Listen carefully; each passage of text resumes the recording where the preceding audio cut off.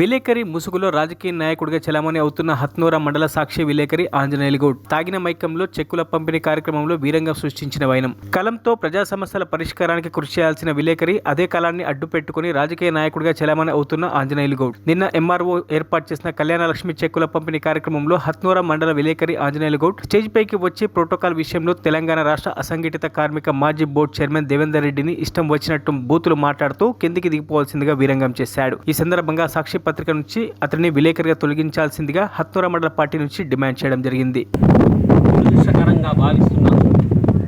ఆ విషయం తెలియజేయడానికి కోసమే ఈరోజు హత్నూరా మండల బీఆర్ఎస్ పార్టీ తరఫు నుంచి ప్రెస్ మీట్ ఏర్పాటు చేయడం జరిగింది.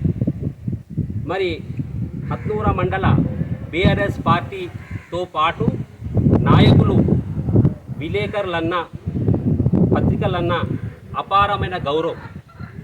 ఆ గౌరవాన్ని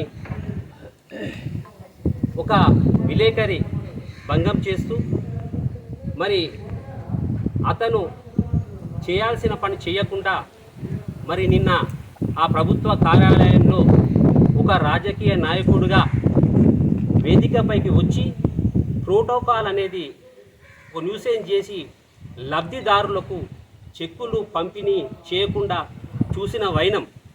మరి లబ్ధిదారు సీరియస్ కావడంతో అక్కడి నుంచి ఆ విలేకరి మరి చిత్తగించిన పరిస్థితి ఏర్పడింది. మేము ఒకటే విజ్ఞప్తి చేస్తూ ఉన్నాం విలేకరి ఏది రాసే హక్కు అధికారం విలేకరికి ఉంటుంది. దానికి ఎవరు తప్పుపట్టడం లేదు.